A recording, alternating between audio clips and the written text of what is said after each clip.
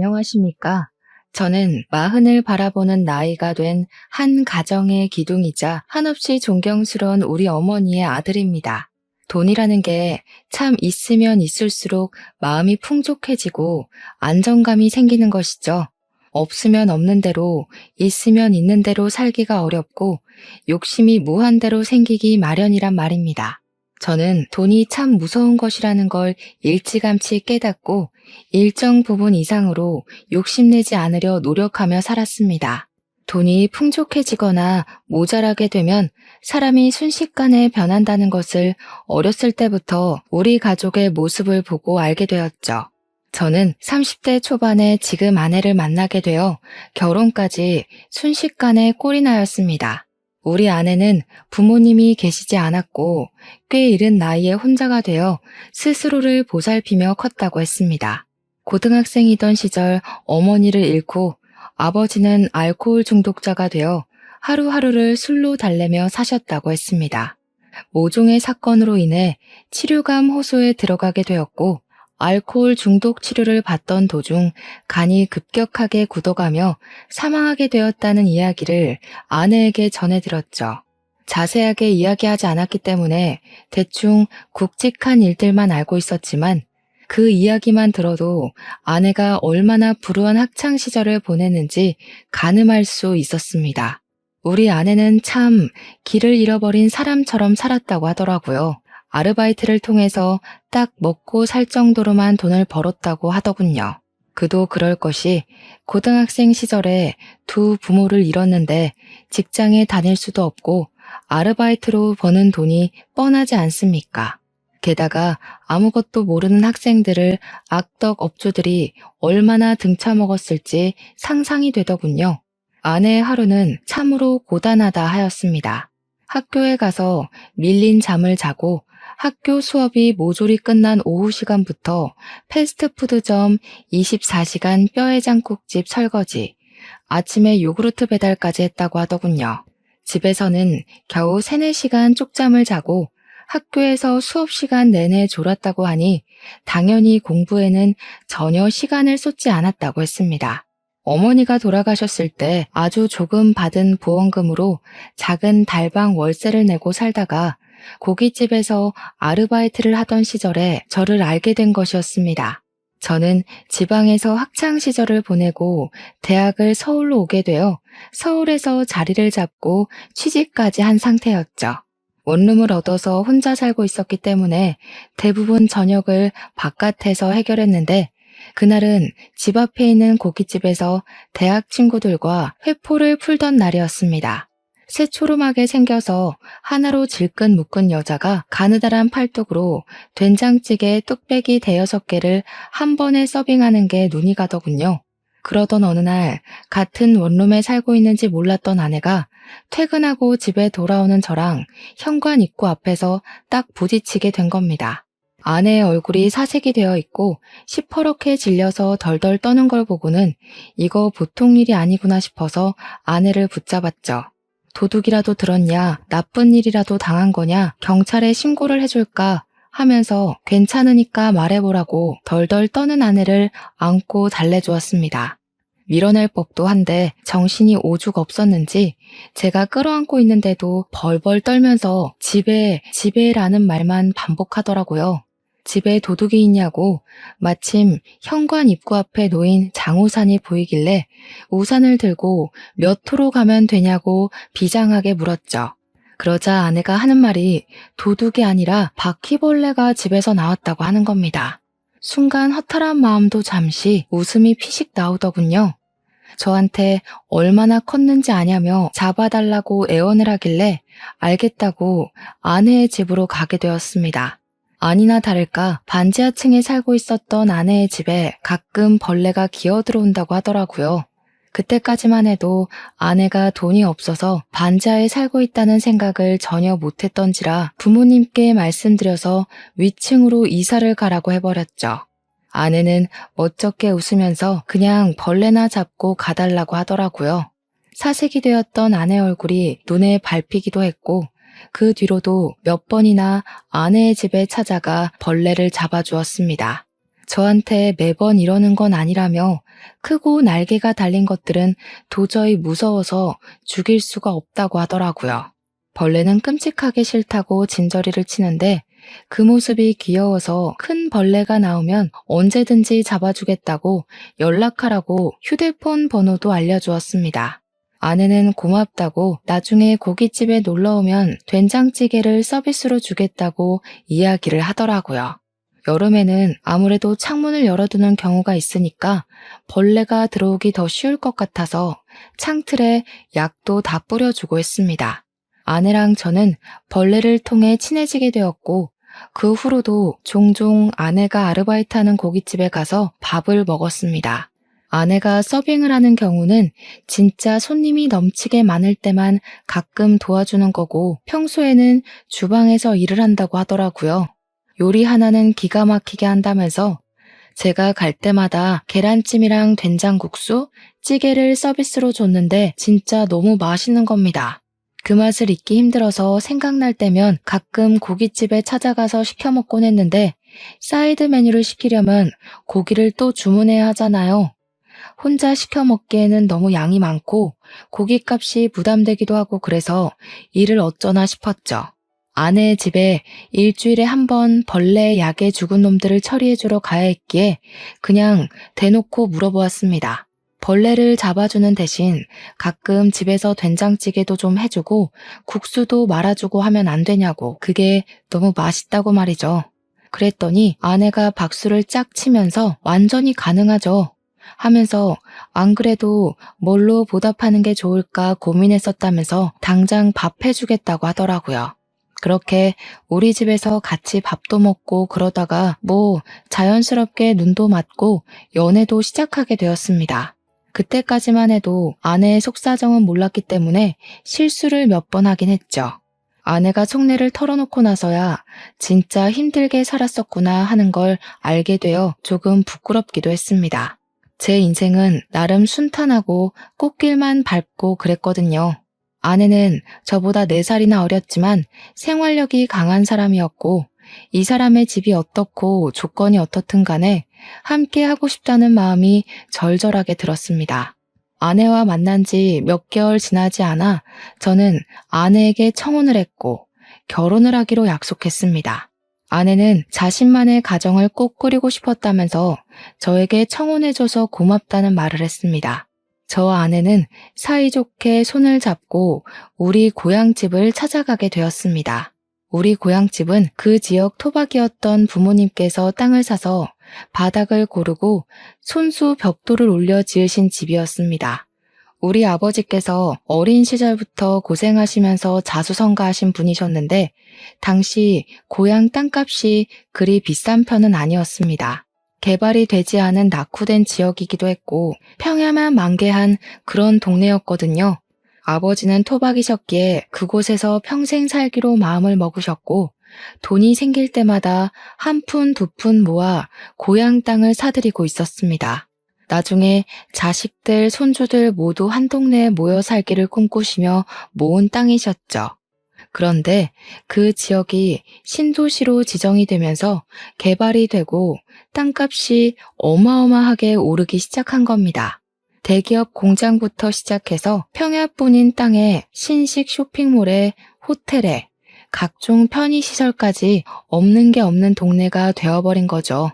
당연히 그 일대 땅을 가지고 있던 아버지는 떼부자가 되었고 고향에 상가 건물을 2채나 올리게 되었습니다.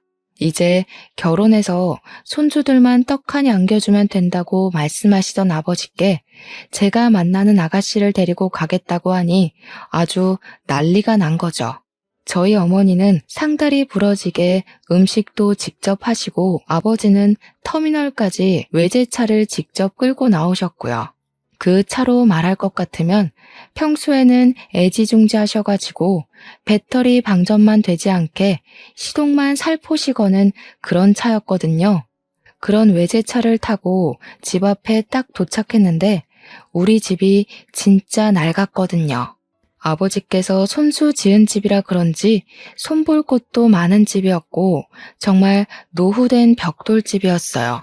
우리 아내는 아버지께서 땅을 팔아 부를 축적하셨다는 걸 전혀 몰랐으니까 저한테 슬쩍 물어보더라고요. 혹시 우리 집이 카푸어 집은 아니냐고요. 그래서 그게 무슨 소린가 했더니 차는 누가 봐도 관리가 잘 된 번쩍번쩍한 슈퍼카인데 집이 너무 후져서 그런 것이었죠. 빚내서 차만 좋은 걸 끌고 다니는 건 아닌가 슬쩍 걱정이 됐대요.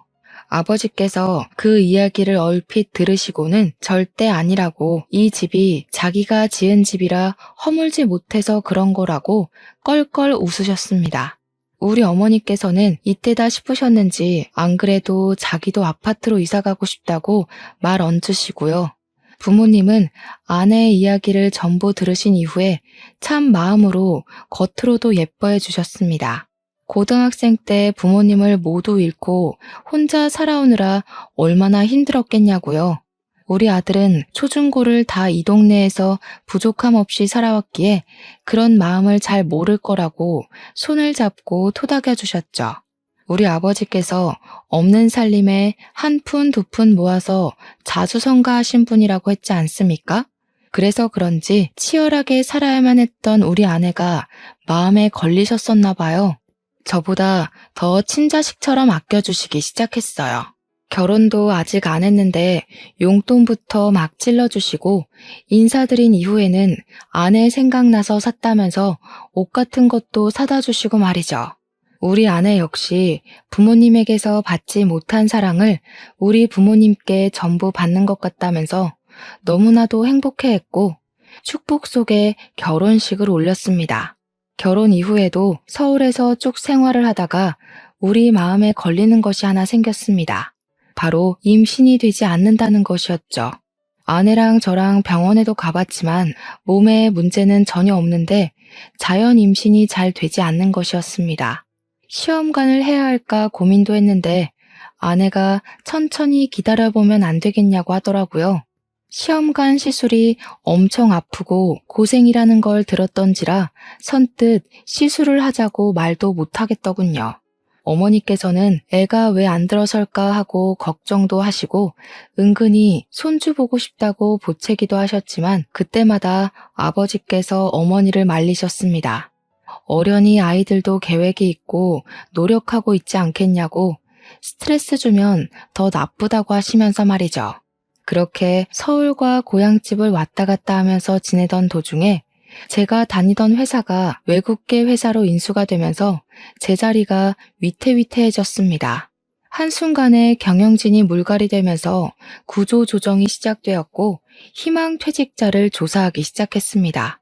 저는 고민을 하다가 윗선에서 그동안의 실적이 부족했던 것을 걸고 넘어지길래 권고사직이구나 싶어서 희망퇴직을 신청하게 되었습니다. 갑자기 백수가 되어버리고 나서 저와 아내는 앞으로의 생활을 어떻게 해야 할지 몰라 무기력해졌습니다. 그 소식을 들은 아버지께서는 저에게 고향에 내려와 본인이 관리하던 건물 관리를 해보는 게 어떻겠냐고 권유를 하셨습니다. 서울 물가를 감당하는 것도 힘들긴 했고 아내도 부모님 곁에서 살아보는 게 어떻겠냐고 하더라고요. 저는 결국 그 권유를 받아들이기로 했고 바로 짐을 싸서 고향으로 내려가게 되었습니다. 아버지께서 애지중지하시며 관리하던 건물을 제가 이어받게 되었습니다. 그렇게 서서히 서울을 떠나 신도시 생활에 적응해 가던 어느 날 믿고 싶지 않은 일이 벌어졌습니다. 바로 저희 아버지께서 갑자기 쓰러지시게 된 거죠. 뇌경색으로 쓰러지신 아버지는 눈조차도 제대로 뜨지 못하고 사람도 전혀 알아보지 못하시고 내내 누워만 있게 되었습니다. 아버지께서 쓰러지셨다는 소식에 하이에나 같은 먼 친척들이란 사람들은 병원으로 찾아와서 아버지께서 일궈낸 불을 나눠 갖기 원하셨습니다. 우리 어머니를 보채서 콩고물을 조금이라도 나눠 먹길 바라셨죠. 가족끼리 서로 돕고 살아야 하는 것 아니냐. 건물도 있고 땅도 있다던데 조금만 나눠달라고 소란을 일으키는데 정말 정신이 없더라고요. 우리 아내가 화가 나서 지금 아버님이 누워서 사경을 헤매고 있는데 여기 와서 그딴 소리 하고 싶냐고 전부 쫓아냈습니다. 그러더니 하루라도 빨리 변호사를 선임해서 유산 정리부터 하는 게 좋겠다고 저에게 이야기를 하더군요. 이렇게 내버려 두다가는 먼 친척들이라는 사람들이 핏줄 운운하면서 다 털어가게 생겼다고 하는데 뭔가 좀 그렇더라고요. 저는 아버지가 쓰러지셨다는 슬픔에 젖어서 아무것도 하지 못하고 넋을 놓고 있는데 아내가 너무 이성적으로 대처를 해서 놀랐다고나 할까요? 사람을 전혀 알아보지 못하셨던 아버지는 간간히 의식이 돌아오시기도 했습니다. 그 타이밍을 노리고 있다가 아버지가 운전하실 때마다 유산 상속에 관한 이야기를 나누었고 상속에 관한 마무리를 지을 수 있었습니다. 어머니께서는 정말 독하다면서 아버지께서 돌아가신 것도 아닌데 이렇게까지 해야 하는 거냐고 핀잔을 주시고 너무하다 말씀하셨습니다. 저도 아버지의 정신이 온전할 때 추억을 더 나누지 못함이 죄스러워 고개를 숙이고 있는데 우리 아내가 어머니께 한 소리를 딱 하더군요. 이러다가 친척들이 자기 지분 타령하면서 들고 일어나면 어쩌려고 이렇게 안일하게 대처할 수 있냐고 법적으로 테두리를 둘러야 할 것 아니냐고 하더군요. 강경한 말투로 딱 잘라서 어머님, 이게 다 우리 좋자고 하는 일이잖아요 하는데 어머니께서도 조금 놀라시더라고요. 그리고 아버지가 쓰러지신 지 6개월이 지나 결국 병환이 깊어져 긴 영면에 잠기셨습니다. 저랑 어머니는 엉엉 울면서 아버지의 죽음을 받아들이지 못하고 있는데 우리 아내가 자꾸 장례식장 밖으로 나돌기 시작하더군요. 손님이 오시면 가족들이 전부 인사를 해야 하는데 아내가 자꾸 자리를 비우더라고요. 어디 갔나 찾아보면 장례식장 밖에 쪼그려 앉아있고 커피 자판기 앞에 앉아있고 말이죠. 처음은 아버지와 사이가 좋았으니까 상심이 커서 그런 거구나 하고 이해하려고 했는데 시간이 지날수록 아내는 이해가 되지 않는 행동만 했습니다. 3일 내내 밖에서 얼쩡거리고 손님이 와도 시큰둥하고 장례식장 안으로 들어오려고 하지도 않은 채 표정은 점점 나빠지고 말이죠. 우리 아내한테 처음으로 실망도 하고 속도 많이 상하고 그랬습니다. 그렇게 장례를 치르고 난 다음에 다시 한번 우리 가족의 속이 뒤집히는 일이 일어났습니다. 바로 상속세에 관한 문제였습니다. 저랑 아내, 우리 어머니까지도 가진 돈이 별로 없었거든요. 전부 아버지의 재산이었고 아버지께서 그리 갑자기 돌아가실지 몰랐기에 재산을 분산시키지도 않았고요. 근데 모든 재산을 제가 상속을 받게 되면서 상속세를 내야 하는데 현금이 전혀 없었던 겁니다.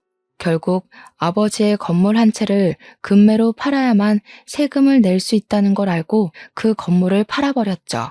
그 돈에서도 상속세가 지불되면서 남는 게 별로 없게 된 겁니다. 결국 추가로 대출까지 받아서 세금을 물어야 했습니다.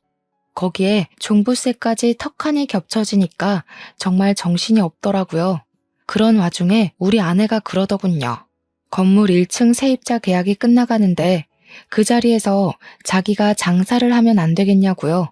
저랑 어머니는 그런 아내를 당연히 말렸죠.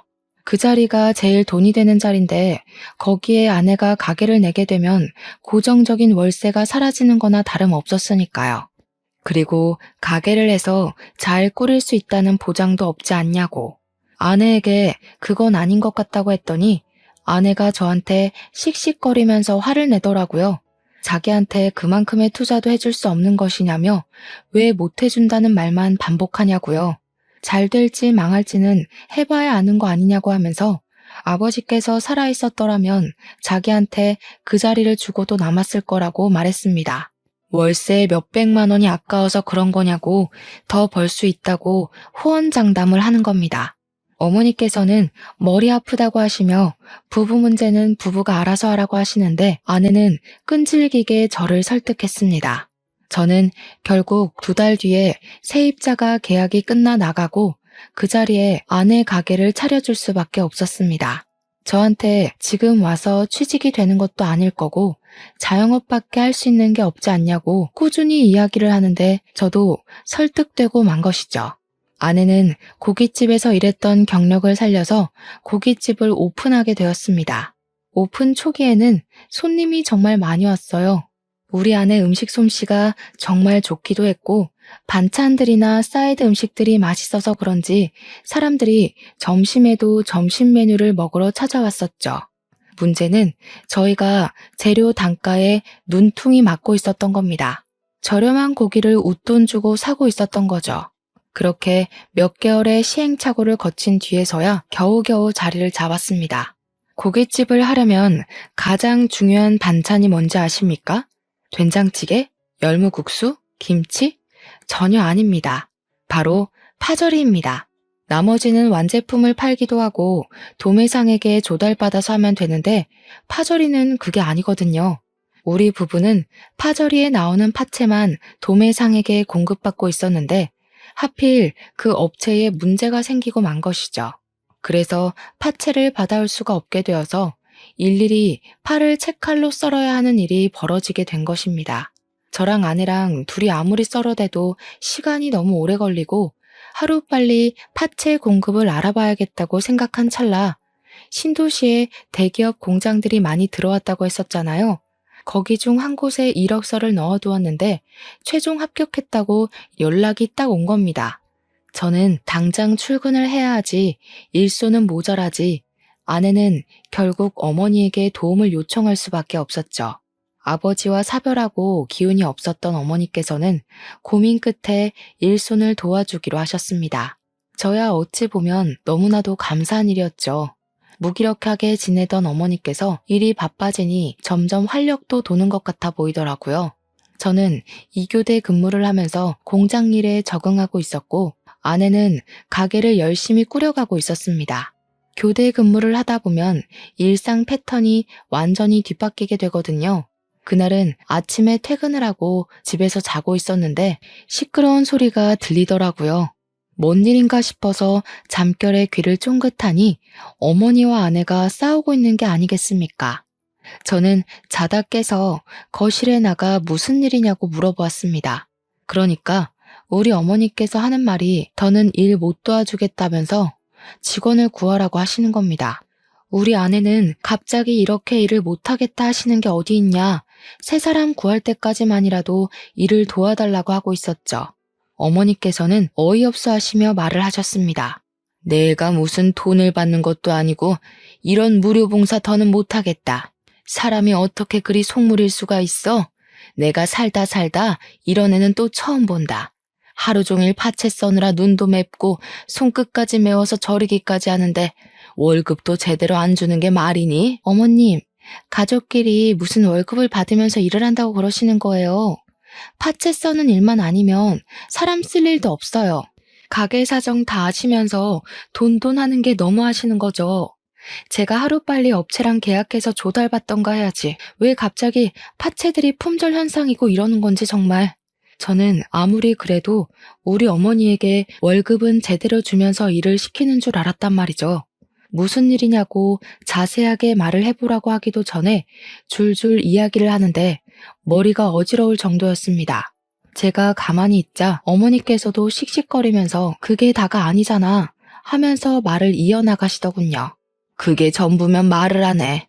밑반찬 만들어야 한다고 김치 담가, 샐러드 만들어 파채 썰어. 서빙까지 하는데 월급을 안 줬잖니.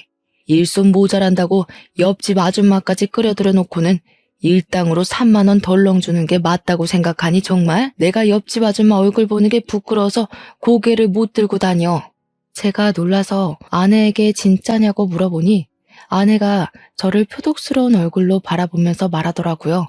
그럼 어떡해? 가게 유지하는 비용이 한두 푼인 줄 알아?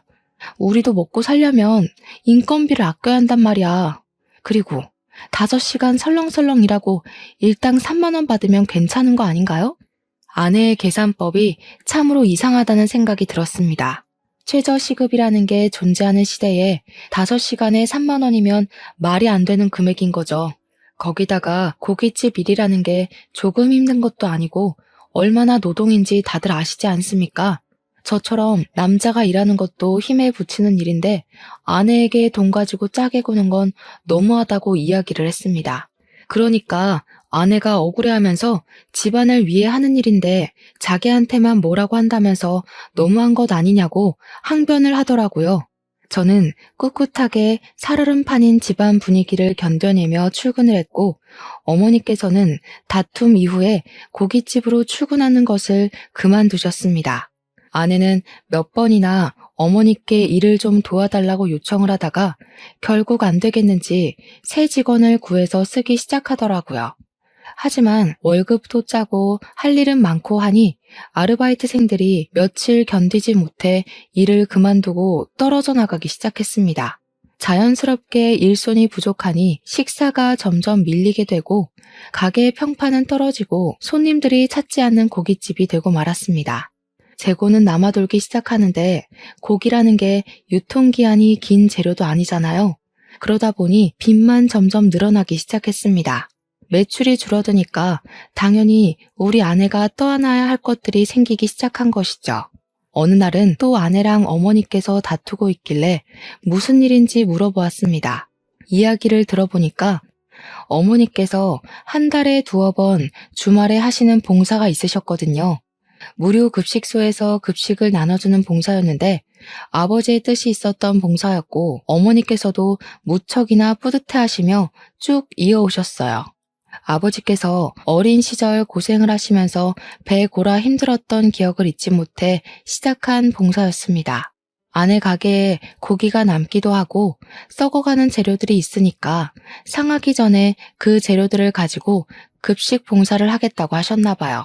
아내는 좋은 마음으로 내어드리기는커녕 그냥은 못 드리니까 돈을 내고 가져가라고 했다는 겁니다. 어차피 시간이 지나면 아무것도 하지 못하고 그냥 쓰레기가 될 재료니까 싸게 달라고 했더니 아내가 정가에 가져가라고 했대요. 글쎄 도매가도 아니고 가게에서 파는 정가의 유통기한에 가까워오는 고기를 가져가라고 하니 얼마나 기가 막힙니까? 순수한 마음으로 봉사를 하러 다니시는 어머니한테 장사를 하려고 드니 어머니께서 열이 잔뜩 받으신 거죠. 어차피 내버려두면 음식물 쓰레기로 처리될 것들을 불우한 이웃을 위해 쓰는 게 뭐가 어렵냐고 아내에게 소리를 치신 겁니다. 그러니 우리 아내고 콧방귀를 픽 끼면서 선을 세게 넘어버리고 말았던 거죠. 그 사람들 도와서 얻는 게 뭐가 있는데요? 고기 맛 좋다고 우리 가게 와서 회식이라도 하겠대요? 거지 새끼들이?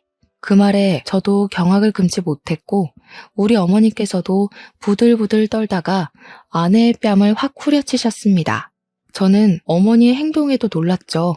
아내 역시 뺨을 맞았다는 게 충격이었는지 아무 말도 못하고 어머니를 노려보고 있더라고요. 우리 어머니께서는 아주 침착하게 아내를 향해 깊은 분노를 표출하셨습니다. 너 원래 이렇게 못돼 처먹은 애였니? 우리 남편이 너 고생하며 자랐다고 안쓰럽다고 챙긴 게 내 평생의 한이다.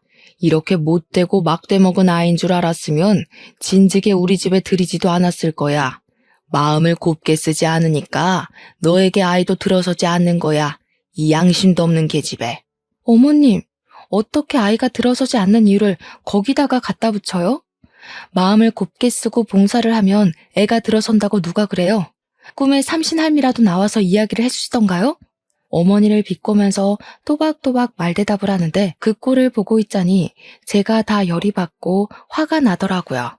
그래서 아내에게 소리치면서 이야기를 했죠. 우리 어머니한테 그게 무슨 발버릇이냐고요. 솔직히 내가 생각해도 너 너무 많이 변한 것 같다. 처음 만났을 땐 이렇게 돈 타령하는 애도 아니었다고 합니다.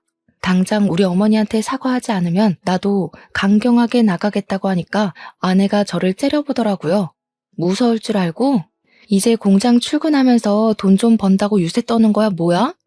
솔직히 당신이 나한테 해준 게 뭐가 있어? 내 일을 도와줬어, 뭘 해줬어? 타지에 와서 친구도 없이 괴로워하는 나한테 당신이 내 친구가 되어주긴 했어? 너무한 게 누군데? 물론 아내가 연고도 없는 동네로 내려와 심적으로 우울해하는 걸 알고 있어서 제가 얼마나 노력을 했는지 모릅니다.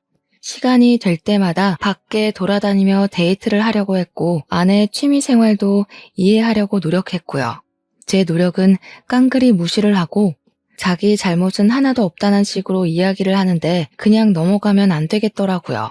지금 가게 운영한답시고 집안을 빚을 내는 게 다 누군데 저한테 이런 식으로 이야기를 할 수 있단 말입니까? 화가 머리끝까지 차오른 저는 아내에게 딱 잘라 이야기를 했습니다. 앞으로 가게 유지하고 싶으면 우리 어머니께 월세를 내는 게 좋겠어. 그 자리가 한 달에 200만 원짜리 자리였다는 거 알고 있지? 앞으로 매달 5일에 우리 어머니 통장으로 자릿세 200만 원씩 송금해. 지금까지 공짜로 그 자리 쓰게 해준 게 내 마지막 배려였으니까. 그러니 아내가 놀래서 기겁을 하더라고요. 가족끼리 월세를 받는 게 어디 있냐면서 이제 치사하게 건물 가진 걸로 유세 떠냐고 하더라고요. 저도 아내의 말에 따박따박 반박을 해줬죠. 가족끼리도 다 썩어가는 고깃집 정가 받으려고 눈에 불을 켜는데 월세가 뭔 대수겠냐고요. 제가 논리적으로 반박을 하니까 아내가 인심 쓰듯이 우리 어머니께 그 재료들 전부 들고 가서 급식 봉사하는 데 쓰시라고 하더라고요. 기분은 기분대로 상하게 만들어 놓고 누굴 거지 취급하는 건지 우리 어머니께서도 됐다고 하시더군요. 다 썩어가는 식재료 써봐야 좋은 소리 못 들을 거라며 도매상에게 신선한 재료 구입해서 쓸 거라고 하셨습니다. 다 말라 비틀어진 재료 누가 쓴다고 인심 쓰듯 이야기하냐며 방으로 쏙 들어가셨죠. 들어가시면서 멍하니 서 있는 아내에게 매달 5일에 월세 200만 원씩 송금하는 거 절대로 까먹지 말라고 매달 체크할 거라고 신신당부를 하셨습니다. 아내는 그 이후로 며칠 동안 아주 죽은 듯이 숨만 쉬면서 살았습니다. 가게에 출근할 때도 항상 요란스러웠던 아내가 발소리조차 죽이면서 깨갱하면서 다니더라고요. 그렇게 며칠이 더 흐르고 월세를 준비하려고 했던 5일이 되자 아내는 태어난 척하면서 출근 준비를 하더라고요. 그때까지도 어머니나 저나 아내에게 월세 이야기를 한 번도 꺼내지 않았기 때문에 아내도 그냥 해본 소리나 보다 싶었나 봅니다. 5일 아침에 출근하려던 아내에게 어머니께서 월세 오늘 보내는 날인 거 까먹지 않았겠지? 하면서 물꼬를 트셨습니다. 아내가 월세라는 단어에 화들짝 놀라서 눈을 동그랗게 뜨고 어머님, 그 월세 진짜 받으시게요? 하면서 대꾸를 했죠. 어머니께서는 그럼 내가 없는 소리를 일부러 하겠냐고 월세 준비하라고 이야기를 하셨습니다. 아내는 지금 당장 200만 원이 어디 있겠냐고 어머니께 좀 봐주세요. 앞으로는 썩기 전에 재료 잘 드릴게요. 하고 나가더군요. 어머니께서 여기서 멈추셨다면 당연히 제가 사연을 적지 않았겠죠. 5일에 월세가 입금되지 않자 어머니께서는 6일 날이 밝자마자 바로 우체국으로 가셔서 아내에게 내용 증명을 보내셨습니다. 저도 어머니께서 그렇게까지 하실 줄은 상상도 못했지만 아내가 너무 경우 없이 굴었던 그날이 생각나서 잠자코 있었죠. 아내는 저에게 넌지시 내용 증명에 관한 이야기를 꺼내면서 진짜로 월세를 드려야 하는 거냐고 가족끼리 왜 이렇게 돈돈거리냐며 발을 동동 굴렀습니다. 저는 그런 아내에게 아무런 대꾸도 해주지 않고 싸늘한 눈빛만 보냈죠. 아내도 결국 느끼는 게 있었는지 보통 일로 끝날 것이 아니구나 싶었나 봅니다. 어떻게 구했는지 모르겠지만 아마 오기가 섞인 일인 것 같습니다. 200만 원을 어머니께 월세라고 떡하니 드리더군요. 일부러 저와 어머니 보라는 듯이 빳빳한 현금으로 인출해서 200만 원을 드리는 게 아니겠습니까? 어머니께서는 굳이 보여주기식으로 이런 짓 하지 말고 편하게 계좌로 이체하라고 일침을 놓으셨습니다. 하지만 파리만 윙윙 날리는 가게에서 매달 월세 200만 원을 어떻게 마련할 수 있겠습니까? 첫 달, 두 달은 호승심에 고개 빳빳이 들고 다니더니 3개월째 되는 날부터는 눈밑이 퀭해져가지고는 어머니 방문 앞에서 전전긍긍 하더라고요. 퇴근하고 돌아온 저를 보더니 눈물을 찔끔 흘리면서 매달 월세 200만 원은 너무한 것 같다고 하더라고요. 자기가 잘못했다면서 이러다가 빚만 늘어나게 생겼다고 한 달에 가게 순이익이 200만 원이 안 되는데 어떻게 월세를 감당하냐고 하더라고요. 말을 하면서 감정이 확 올라왔는지 나중에는 엉엉 울면서 자기 대출 받아서 월세 내고 있는데 이자가 눈덩이라고 하는 겁니다. 한 번만 용서해달라고 어머니 방문 앞에서 막 두들기며 우는데 우리 어머니께서 인상을 팍 쓰시면서 나오셨죠. 월세 내라고 한 거 물을 마음 없다고 괘씸해서 이대로는 못 넘어간다고 엄포를 놓으셨습니다. 그동안 며느리랍시고 좋은 마음에 도와주고 해줬더니 당연한 줄 안다면서 저런 마음을 먹고 사는 애는 며느리라고 생각하고 싶지도 않다고 하셨죠. 아내는 손이 발이 되게 빌면서 뭐든 다 하겠다고, 가게도 접으라면 접겠다고, 눈덩이처럼 불어나는 이자가 무섭다고 했습니다. 시키는 대로 다 할 테니까 빚만 좀 갚게 도와달라고 하는데 솔직히 저도 제 아내인지라 마음이 편치 않더라고요. 제가 이도저도 못하고 있으니까 어머니께서 한숨을 푹 내쉬셨습니다. 그동안 당한 게 있어서 억울해서라도 여기서 멈추면 안 되는 건데 앞으로 시키는 거 다 하겠다고 했으니까 고민을 좀 해보겠다고요. 그러니 아내가 그동안 밀린 대금에 직원 월급도 줘야 하는데 밀려 있다고 하더라고요. 그 정도로 가게 장사가 안 되고 있었는지는 미처 몰랐던 터라 저도 좀 미안한 마음이 들었습니다. 제가 취직이 안 되던 시절에 아내가 고깃집으로 생활비를 벌어왔던 것도 그랬고 돈돈거리기 전에는 가족들에게 참 잘했던 아내였으니까요. 어머니께서는 가게를 정리하라고 하셨고 아내는 아무 말도 하지 않고 고개를 끄덕였습니다. 그리고 가게를 정리한 다음 주말에 급식 봉사를 같이 나가자고 하셨습니다. 그러면 여태 가게에 들어간 돈 정리를 해주겠다고 다음 달에 당장 갚아야 할 돈이랑 밀린 대금들을 처리할 수 있게 해주겠다고 하셨죠. 아내에게 별다른 선택지가 있겠습니까? 그냥 알겠다고만 했죠. 한 달 만에 가게 문을 닫아버리고 아내도 결심을 한 건지 정말로 어머니를 따라서 격주로 봉사를 다니기 시작했습니다. 처음에는 무료 급식일이 그렇게 고된 일인지 몰랐다면서 저를 붙잡고 앓는 소리를 내면서 죽겠다 하더라고요.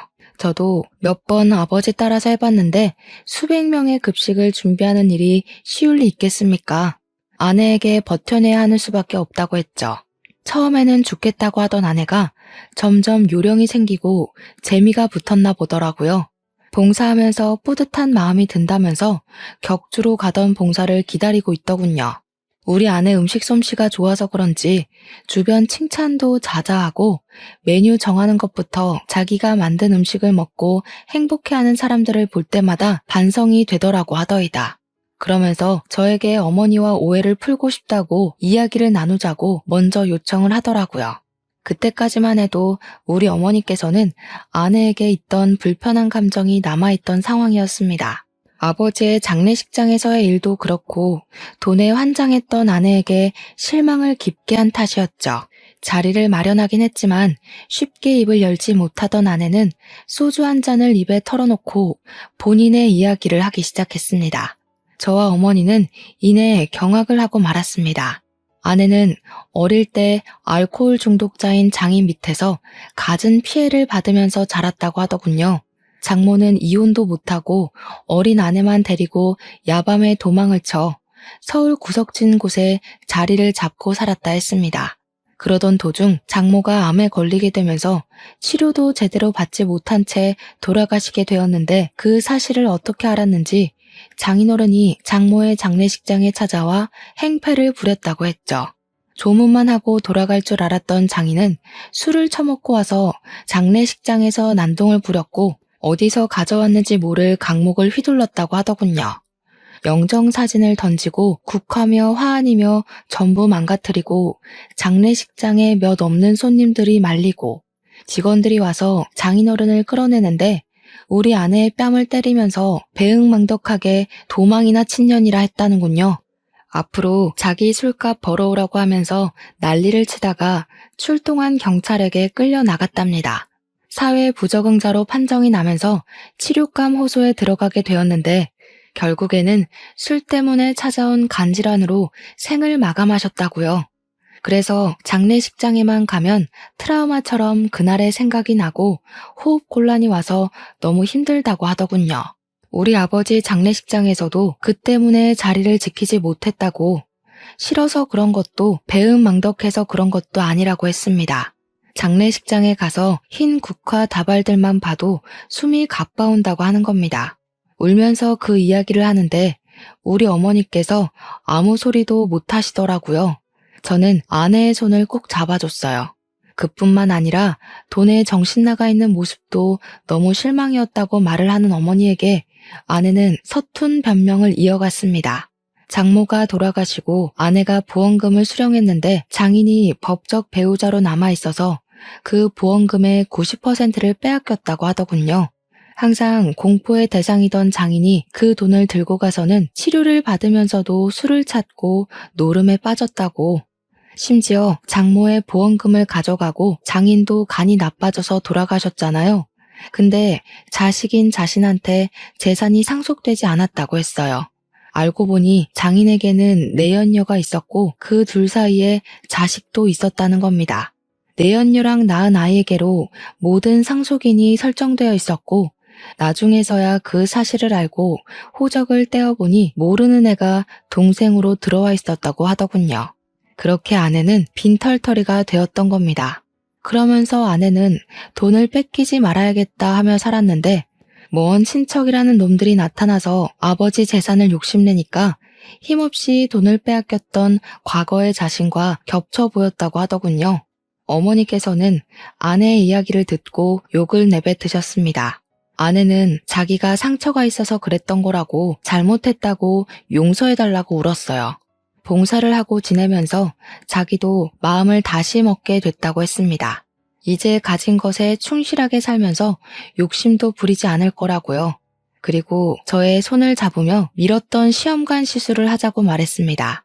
우리 부부에게도 아이가 필요한 것 같다고 하더군요. 아이를 갖겠다는 소리에 어머니의 얼굴이 조금 풀리시기도 했습니다. 아무튼 저희는 모든 오해를 풀고 웃으며 자리를 마무리했어요. 그날 이후로 8개월 동안 주사를 맞는 고통과 정기적인 검사를 통해 시험관 시술에 성공했고 아내는 쌍둥이를 임신하게 되었습니다. 아이를 가졌다는 소식에 남아있던 모든 앙금을 털어낸 어머니는 아내를 다시 보살피기 시작하셨죠. 그렇게 시간이 흘러 벌써 임신 6개월 차가 되었습니다. 쌍둥이라서 임신 8개월쯤 되면 수술을 통해 출산을 하자고 하셔서 2달간 열심히 먹고 놀고 할 예정입니다. 아빠가 된다는 마음에 설레기도 하고 실감도 나지 않고 그러네요. 걱정이 되기도 하지만 우리 부부 그리고 우리 가족이 돈독해진 만큼 어떠한 고난도 잘 이겨낼 수 있을 거라 믿어 의심치 않습니다. 제 이야기를 끝까지 들어주신 여러분에게도 꼭 복이 있길 바라겠습니다.